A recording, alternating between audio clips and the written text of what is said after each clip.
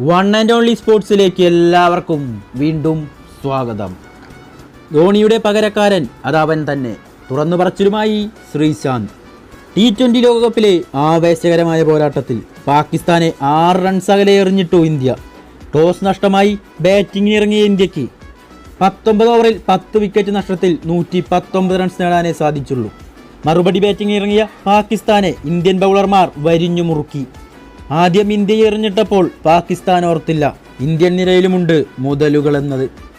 ലൂസിഫറിൽ ബൈജു ചേട്ടൻ ഷാജോണിനോട് പറയുന്ന ഒരു ഡയലോഗുണ്ട്, അപ്പുറത്ത് നിന്നൊറ്റിയപ്പോൾ നീ ഓർത്തില്ല, ഇപ്പുറത്തും അതുപോലെ ആളുണ്ടെന്നത്. ബുംറയും പാണ്ഡ്യയും കൂടി പാകിസ്ഥാനെ നിലം പരിശാക്കി. 20 ഓവറിൽ 7 വിക്കറ്റ് നഷ്ടത്തിൽ 113 റൺസിൽ അവസാനിച്ചു പാകിസ്ഥാൻ. ബുംറ 3 വിക്കറ്റ് നേടിയപ്പോൾ 2 വിക്കറ്റ് നേടി ഹർദിക്കും ഓരോ വിക്കറ്റുമായി അക്സർ പട്ടേലും ഹർഷ്ദീപ് സിംഗും മികച്ച പ്രകടനം പുറത്തെടുത്തു.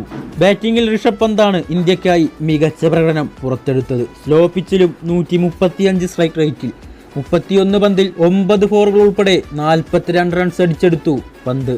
കീപ്പിംഗിലും മികച്ച പ്രകടനം തന്നെ പന്ത് പുറത്തെടുത്തു. താരത്തിന്റെ മിന്നും പ്രകടനത്തെ പ്രശംസയുമായി എത്തിയിരിക്കുകയാണ് മുൻ താരമായ എസ് ശ്രീശാന്ത്. ലോകത്തിലെ തന്നെ ഏറ്റവും മികച്ച ക്യാപ്റ്റനും മികച്ച വിക്കറ്റ് കീപ്പർ ബാറ്ററുമായ MS ധോണിയുമായി പന്തിനെ താരതമ്യപ്പെടുത്തിയിരിക്കുകയാണ് ശ്രീശാന്ത്.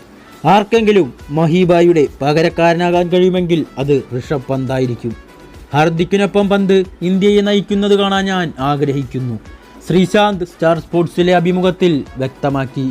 വീഡിയോ ഇഷ്ടമായാൽ ലൈക്ക് ചെയ്യാനും ഷെയർ ചെയ്യാനും കൂടുതൽ സ്പോർട്സ് വാർത്തകൾക്കായി ചാനൽ സബ്സ്ക്രൈബ് ചെയ്യാനും മറക്കരുത്.